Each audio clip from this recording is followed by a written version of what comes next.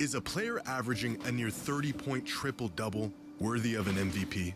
What about a player having one of the greatest defensive seasons of all time?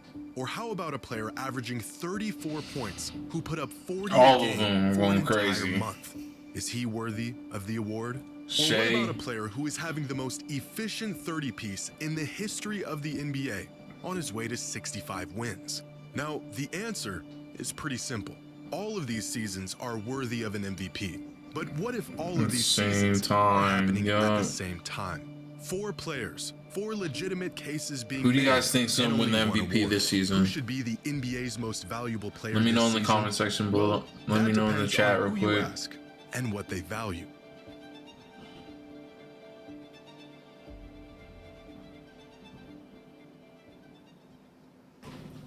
Today's video is sponsored by Chime, a financial app that helps you save more and manage your money better. With Chime, saving has... The numbers. Let's see the numbers.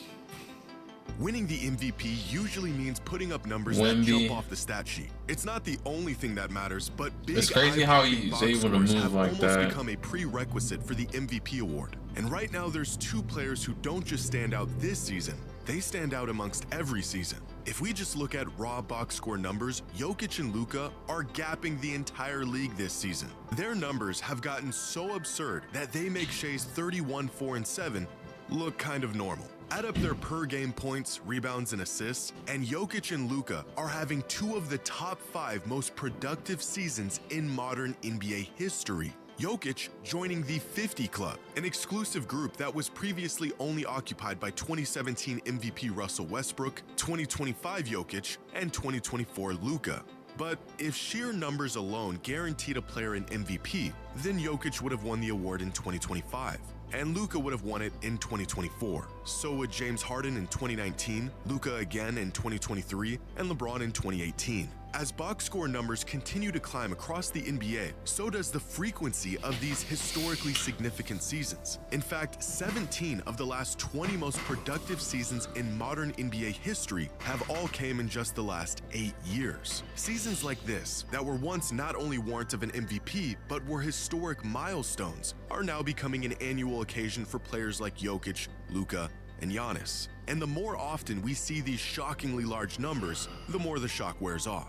It wasn't long ago when averaging a triple-double all but guaranteed Russell Westbrook an MVP as a 6 seed. But in today's NBA, averaging a near 30-point triple-double Man, that's a crazy stat in the alone. top 3 spots for the MVP. Averaging a triple-double. Unlike other superstars around the league who fill the stat sheet with historic volume, Shai I honestly don't know who's gonna win this maintained his MVP. spot as the MVP favorite with a season of record-breaking efficiency and consistency, all while spearheading the best team in the league. According to ESPN's net point stat, Shai has only had 5 bad games all season. In fact, there has only been one season in the history of the league where a guard was more efficient than Shai at scoring the ball while averaging at least 30 a game. And it was by the greatest shooter of all time having the greatest season of his career. But to say Shai has simply been efficient this season would be an understatement. So far this season, Shai is scoring 1.6 points every time he shoots the ball. That is the most points per shot by any volume scoring guard in the history of the NBA. 2026 Shai Gilgeous-Alexander isn't having one of the most efficient seasons by a guard. He is having the most efficient season of all time. Now, when stacked up against these 3, Victor Wembanyama's numbers pale in comparison. A lot of his value coming on the defensive side of the ball, and I don't think you'll find any never minds on the stat sheet. But Victor has been on a minutes restriction all year. If we standardize these numbers on a per 75 basis, then you can really see just how much Wemby is impacting the game every time he's on the court, with box score numbers that match these other candidates, even as a player who doesn't favor offense. However, earning the title as the most valuable player in basketball requires value that goes far beyond the box score. But even looking past the raw numbers doesn't make this decision any easier.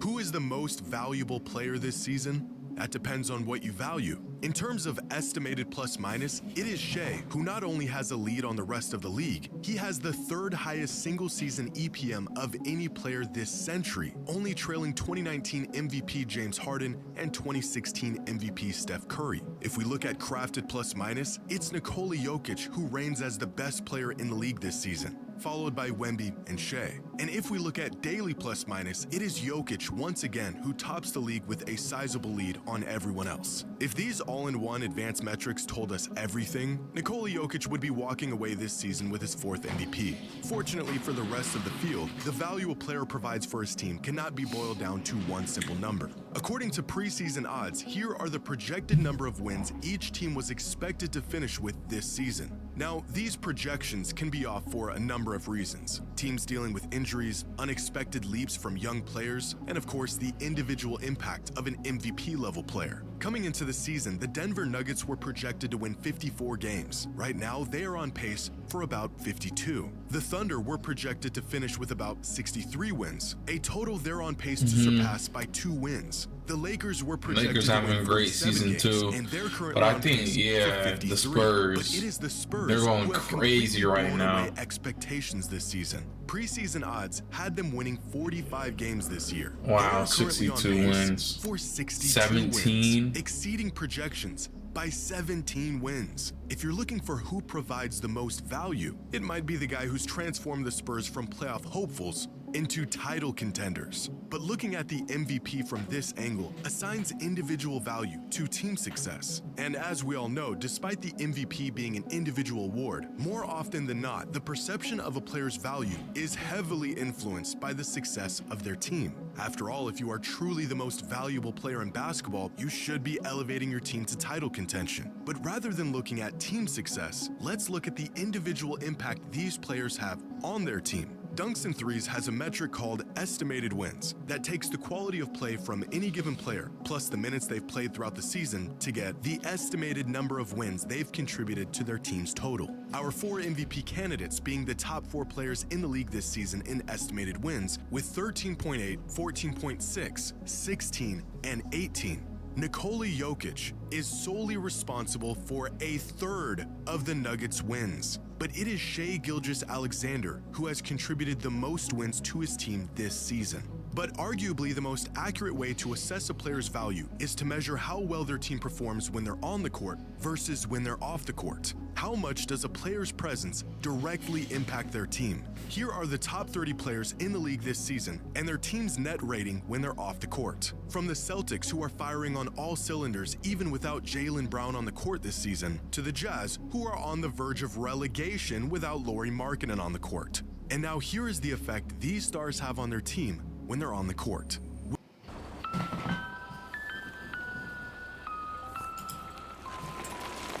With the 4 most impactful players in the league this season being Kawhi, Jokic, Giannis, and Wemby, with the highest net on-off in the entire league of plus 17. This means the Spurs are 17 points better per 100 possessions with Wemby on the court. But this stat also reveals another key factor in the MVP race. We often judge a player's impact on how well their team is playing. This has been a point of contention with the MVP award for years. MVPs go to players on good teams with top seeds, and rightfully so. But what if a player has MVP level value, but they're on a bad team? With Bam Adebayo on the court, the Heat have a plus 7.8 net rating, one of the highest in the entire NBA. On-court impact, that is the difference between the Heat being one of the worst teams in the league and merely the 10th seed. Same goes for Giannis and Kawhi. MVP caliber seasons stifled by injuries and teams that are absolutely lost without them. Purely looking at a team's results, like wins or seeding, ignores how great some of these players have to play Wemby just got to the keep their highest team competitive. net With rating. that being said, the MVP award has always valued turning good teams into great teams over turning bad teams into average teams. And with that being the case, here are our 4 MVP frontrunners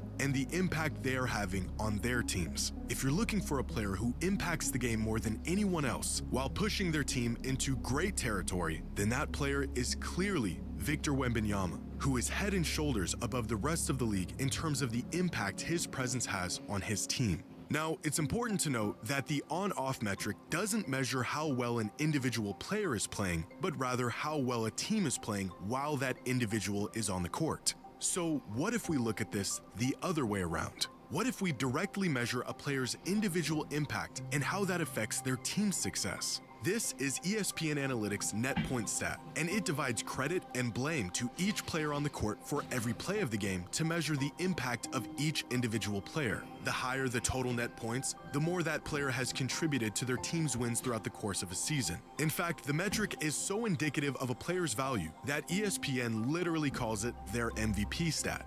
For example, last year's 2 MVP finalists, Shai Gilgeous-Alexander and Nikola Jokic, finished the 2025 season within 9 net points of each other. The next closest player was Tyrese Halliburton, with about half as many. If you want to know why last year's MVP race was so historic and so close, well, you're looking at it. But this year, the results of an entire season of basketball have turned out much different. There's no race in this MVP stat. There's no back and forth at the top of the leaderboard. There's no battle for the number 1 spot. It's just one guy, way ahead of everyone else. Who is truly the most valuable player in the NBA? Well, that all depends on who you're asking and what they value.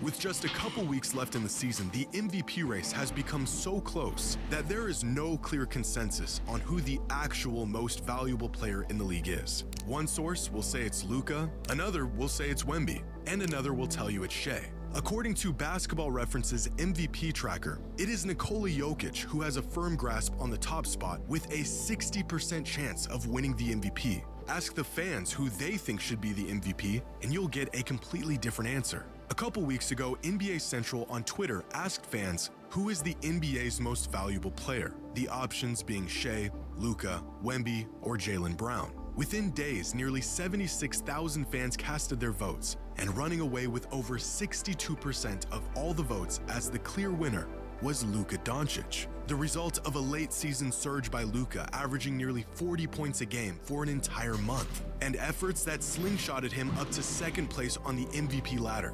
Unfortunately, it's not the fans who get to vote for this award, it's the media. And for them, there has been one clear-cut leader throughout the entire season. Recently, the NBA did its annual MVP straw poll, a survey asking a panel of 100 media members who they think this season's MVP is. The results? Finishing in 5th was Luka Doncic, who received 0 first-place votes. In 4th was Victor Wembanyama. In 3rd was Cade Cunningham. In 2nd was Nikola Jokic. And with a resounding 78 of the 100 first-place votes was Shai Gilgeous-Alexander. Now, this poll was conducted back on February 20th, 2 full months before the end of the season, and a lot can and has changed over that time. But in 2025, the same media straw poll was conducted around the same time, and they accurately picked the MVP last season. They also accurately picked the MVP in 2024, and in 2023, and in 2022, and in every single season since the introduction of this mid-season MVP poll in 2016.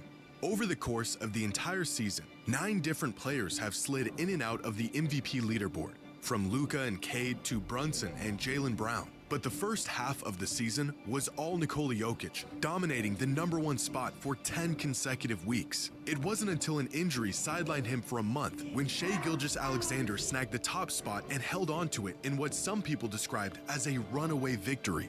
At least it was, up until last week, when for the first time in his young career, Victor Wembanyama grabbed the top spot as the MVP frontrunner. The biggest catalyst in Victor's climb to the number 1 spot, not necessarily being his play on the court, which has been strong and consistent throughout the entire season, it's what he said off the court. 3 arguments. My first one would be that defense is 50% of the game and that it is undervalued. So far in the MVP race, I believe I'm the most impactful player defensively in the league. Second argument would be we almost swept OKC in the season and we dominated them. My third argument would be that offense impact is not just sports.